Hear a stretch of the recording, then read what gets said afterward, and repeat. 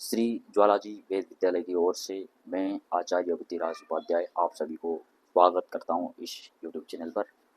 और साथ ही साथ आज कुछ विषय में बात करने के लिए मैं आया हूं और ये वीडियो इसीलिए बना रहा हूं। आप सभी ने तो बहुत ऐसा कुछ सुना होगा कि हमारे वेद में साइंस है, वेद से ही निकला हुआ साइंस है, पर क्या आप लोगों ने कभी इस चीज़ पर ध्यान दिया? हमारे धर्मशास्त्रों की ओर कभी किसी ने ध्यान दिया? उत्तर है नहीं। और जब भी कोई बोलता है कि हमारे वेद में साइंस है, हमारे वेद से ही निकला हुआ साइंस है, तो बहुत सारे लोग मजाक उड़ाते हैं। दूसरे लोग मजाक उड़ाते हैं तो इसमें कोई बड़ी बात नहीं है, क्योंकि उन लोगों का काम ही है कि मजाक उड़ाना।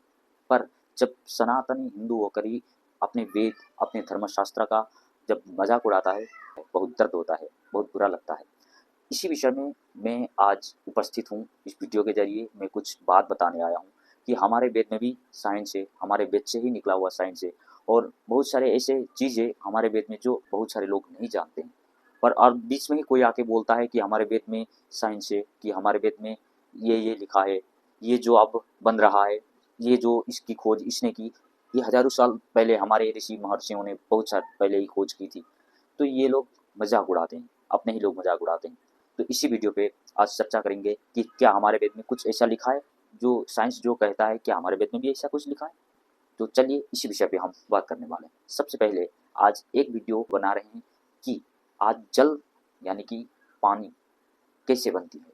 बहुत अच्छे से हमें समझाया गया है। आप देख सकते हो ऋग्वेद में पहले मंडल में दूसरे सूक्त में 7वें ऋचा में लिखा है, मित्रम हुए पूतदक्षम वरुणम चरिषा दशम धियम घृताची साधनता। इसका मतलब है अर्थात मित्र यानी कि ऑक्सीजन और हाइड्रोजन, जैसे कि हाइड्रोजन को समझने के लिए गैसीय रूप में घी का प्रयोग किया गया है।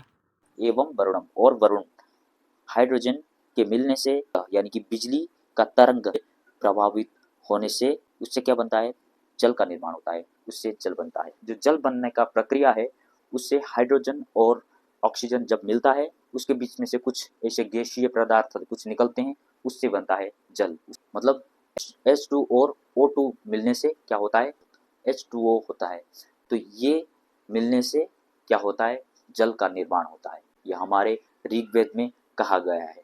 और यजुर्वेद में भी यही है कि मित्रम हुते पूतदक्षम वरुणं चरिषा दशम धियंग्रेताचि घुसा धनता। ये ऋग्वेद में इसको अच्छे से समझाया गया है कि कैसे निर्माण होती है जल। और वही मंत्र को अगर यजुर्वेद में जाओगे तो वही मंत्र को यजुर्वेद में स्तुति के रूप में बोला गया है। मतलब वायुदेव और जलदेव को यहाँ प्रणाम करने की स्तुति ये यजुर्वेद में बोला जा रहा है। पर वही आप ऋग्वेद में जाएंगे, उसमें ये ऋग्वेद में खोज यानी कि साइंस की तरफ बढ़ता है। ऋग्वेद साइंस की ओर बढ़ता है। और ऋग्वेद में ये साफ साफ लिखा गया है कि मित्रम भूते पूत दक्षम वरुणं चरिषा दिशम तियंग्रताची साधनता। मतलब मित्र वरुण ऑक्सीजन और हाइड्रोजन से मिलने के बाद जिसमें जो पदार्थ कुछ ऐसे पदार्थ निकलती है, उससे क्या होता है? जल बनता है। ये हमारे ऋग्वेद में, हमारे वेदों में लिखा है। अब देखिए इतने अच्छे से हम वेदों में पढ़ सकते हैं कि हमारे जल कैसे बनता है, जल का निर्माण कैसे होता है और उससे क्या होता है, ये सारे वेद में लिखा है। यही नहीं, बहुत सारे चीज लिखा है जो आपको जानने की अति आवश्यकता है। जब आप जानोगे तो आप आश्चर्य हो जाओगे कि हमारे वेद में हजारों साल पहले ऐसे ऐसे मंत्र के जरिए ये खोज की, ये खोज करके ये चीज लिखा गया है। तो बहुत सारी जानकारी हमारे वेद में है। आप सभी को जानने की जरूरत है। ये हमारे साइंस भी कहता है, ये हमारे वेद में भी यही लिखा है। वेद में सिर्फ फर्क ये है कि वेद में मंत्रों के जरिए या ऋचा के जरिए बताया गया है, और साइंस में उसको फॉर्मूला देकर पूरा अच्छे से समझाया गया है। बात दोनों ही एक है। उसमें वेद में क्या है, हमें समझने की जरूरत है उसमें, और साइंस में क्या है, हमें समझाया जाता है। बस दोनों एक ही है। मतलब मैं ये कहूँ, मैं किसी चीज़ को एक शॉर्टकट से बोलूँ, मैंने खाना बनाया, ये मैंने शॉर्ट में बोल दिया, ये वेद हो गया कि मैंने खाना बनाया।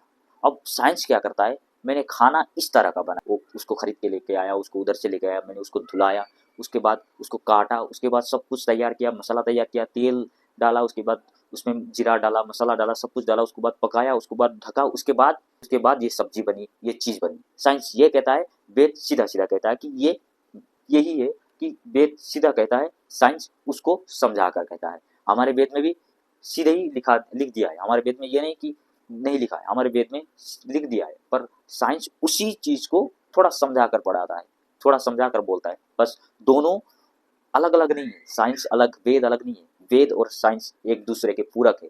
वेद है तो साइंस है तो वेद है। अब सोचिए, आर्यभट्ट ने जीरो का आविष्कार इन्वेंट नहीं किया होता तो क्या हमारे साइंस आगे बढ़ पाता? अभी नहीं बढ़ पाता ना। ठीक इसी तरह का, अगर आर्यभट्ट नहीं होते तो हम भी साइंस से आगे बढ़ने में बहुत कठिन होती। ऐसा नहीं कि साइंस से आगे नहीं बढ़ता, पर बहुत कठिन होती।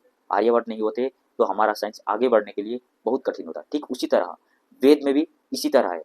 वेद भी यही है कि वेद में जो लिखा गया है वो सीधे साफ साफ बोल दिया गया है, साइंस उसको विस्तार से बताता है और कुछ नहीं। साइंस ही वेद है, वेद ही साइंस है। हमारे यहाँ हजारों साल पहले भूगोल बताया गया है, मतलब भूगोल पढ़ाया गया है। भू मतलब पृथ्वी, गोल है। ये हम पहले यूरोप में, अब बाकी जगह में भू मतलब पृथ्वी को चपटी बता देते हैं। आज भी बहुत सारे लोग पृथ्वी को चपटी बताते हैं। ठीक इसी तरह आज साइंस मानता है कि भू गोल है, और हमारे यहाँ सूर्य और पृथ्वी की दूरी बहुत हजार साल पहले ही बताई गई है।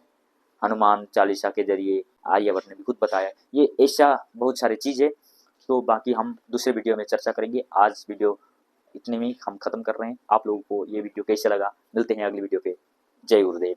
और ये हमारा वीडियो अच्छा लगा तो लाइक कमेंट शेयर जरूर कर दीजिएगा, क्योंकि हम अपने शास्त्रों में जो जो लिखा है उस चीज़ को हम उजागर कर रहे हैं, बता रहे हैं विस्तार पूर्वक आप लोगों को। अगर आप लोग इसको आगे बढ़ाएंगे तो लोगों को भी पता चलेगा हमारे शास्त्रों में ये सब लिखा है, धर्मशास्त्रों में, वेद में ये सब लिखा है। तो आप लोग आगे नहीं बढ़ाएंगे इस वीडियो को तो लोगों को नहीं पता चलेगा। तो मिलते हैं अगली वीडियो पे। जय गुरुदेव।